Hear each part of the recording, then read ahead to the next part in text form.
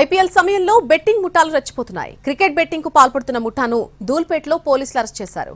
విక్కీ సింగ్ తో పాటు ముగ్గురిని అరెస్ట్ చేసి అదుపులోకి తీసుకున్నారు. హైదరాబాద్, చెన్నై, విశాఖపట్నంలో వీరు బెట్టింగ్ పాల్పడుతున్నారు. ఐపీఎల్ మ్యాచ్లను టార్గెట్ చేసుకుని వీరు భారీ మొత్తంలో బెట్టింగ్లకు పాల్పడుతున్నారు.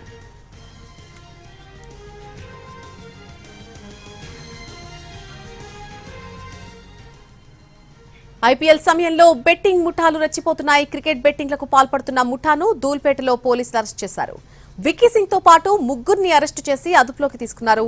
హైదరాబాద్, చెన్నై, విశాఖపట్నంలో వీరు బెట్టింగ్ కు పాల్పడుతున్నారు.